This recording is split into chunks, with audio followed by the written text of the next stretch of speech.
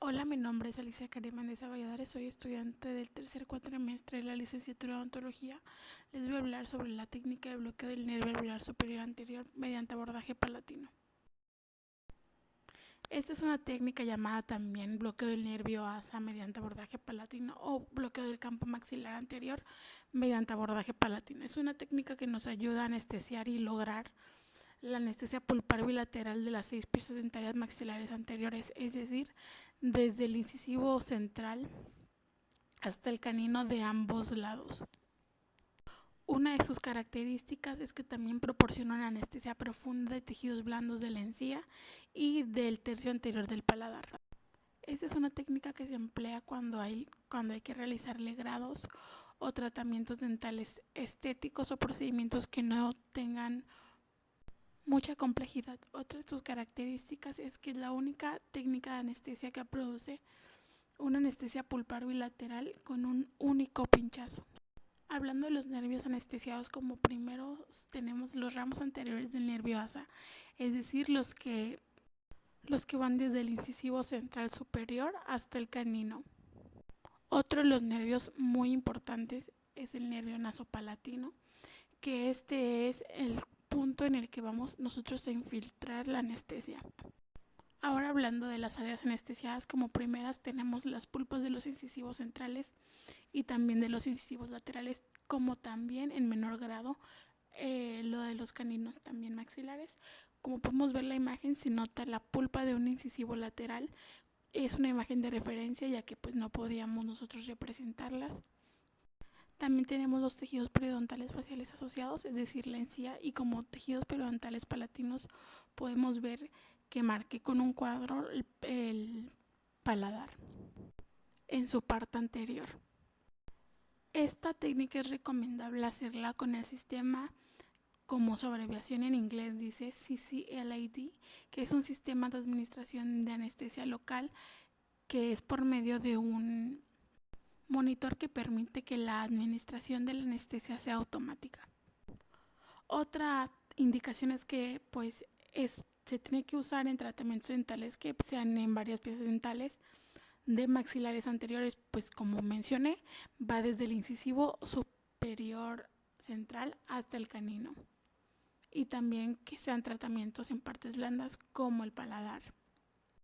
También es indicada cuando necesitamos una anestesia bilateral, es decir, de ambos lados, y en la foto podemos ver que se ve la parte del incisivo central y el canino del lado derecho. También la podemos usar en procedimientos de legrados y alisados radiculares. En esta técnica, más bien que indicación, es como una recomendación que se debe de usar una aguja corta de calibre 27. También se emplea en tratamientos que nos permitan ver la sonrisa para valorarla al final del tratamiento. Por eso es muy importante esta técnica, ya que no anestesia los labios. También se indica cuando la inyección supraperióstica por medio de un abordaje facial pues ha resultado ineficaz. Como acabo de explicar, las indicaciones también existen contraindicaciones, es decir, que en estos pacientes no se puede llevar a cabo esta técnica, como por ejemplo los pacientes cuyos caninos poseen raíces largas. Es por eso que hace un momento dije que podemos llegar a tener una anestesia efectiva en las raíces de los caninos si son en menor grado.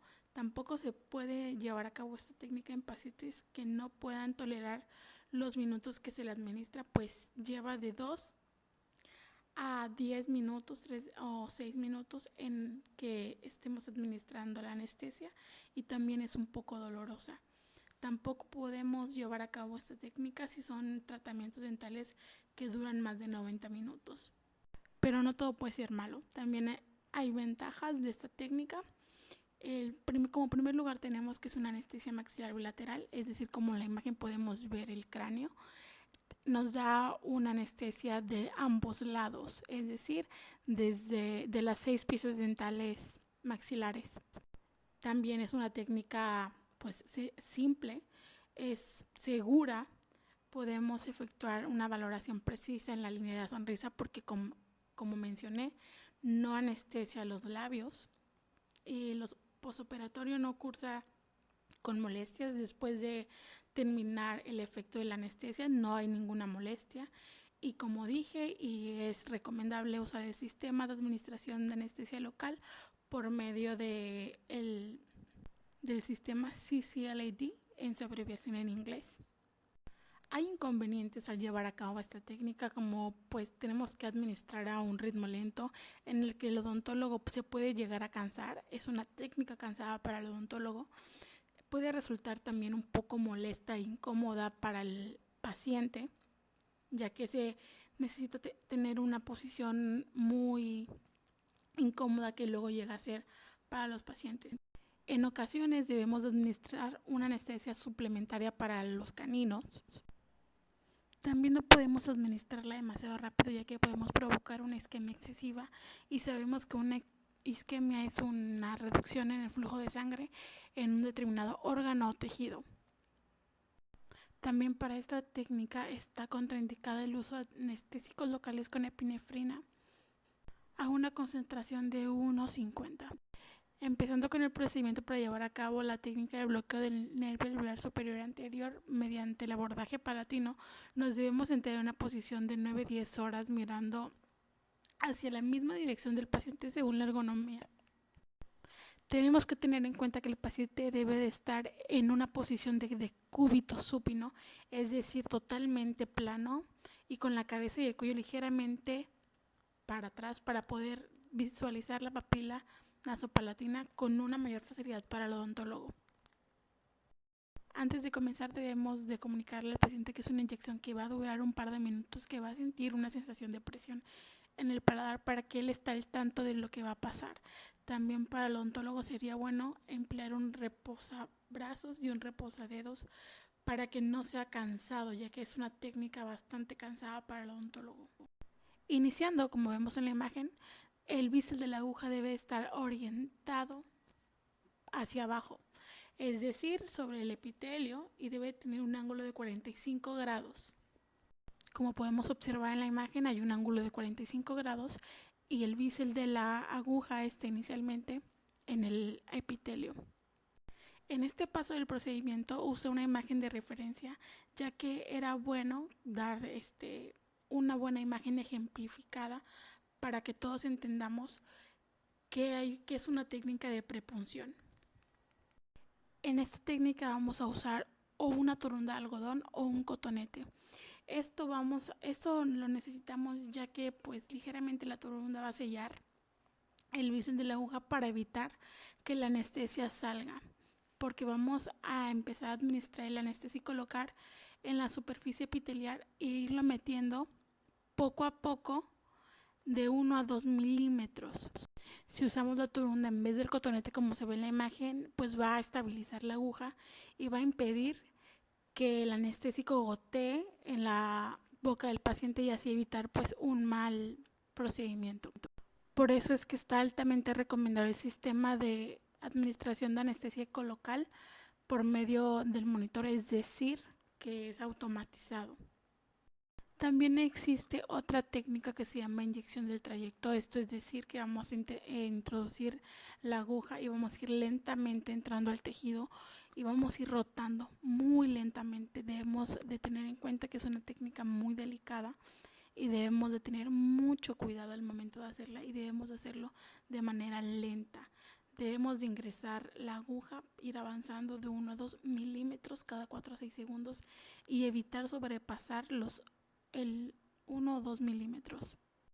Otro de los pasos del procedimiento es cuando empezamos a notar un color blanco en el paladar. Debemos esperar 30 segundos para que empiece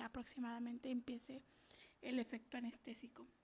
Después de haber esperado 30 segundos aproximadamente, vamos a continuar con la técnica. Vamos a ir introduciendo un poco más la aguja por el conducto nasopalatino con mucho cuidado y lentamente. Conducto nasopalatino. Esta aguja debe mantenerse para el eje mayor de los incisivos, como vemos en la imagen, de 6 a 10 milímetros de profundidad. No debemos de forzar si es que presenta alguna resistencia, ya que podemos lastimar y podemos correr un riesgo de penetración del suelo de la cavidad nasal. Como observamos en la imagen, tenemos que asegurarnos de mantener cerca la aguja, o sea, mantener en contacto la aguja con la pared ósea interna del conducto, ya que en algunos pacientes el conducto nasopalatino no está bien definido, entonces tenemos que asegurarnos. Como siguiente punto, debemos de aspirar en 2 planos en el interior del conducto para evitar la inyección intravascular. Tenemos que aspirar para saber si no estamos en un vaso sanguíneo y no está saliendo sangre. Si no está saliendo sangre es porque no estamos en un vaso sanguíneo. Para que sepamos, la inyección intravascular es un accidente en un vaso sanguíneo que podemos evitar con la aspiración.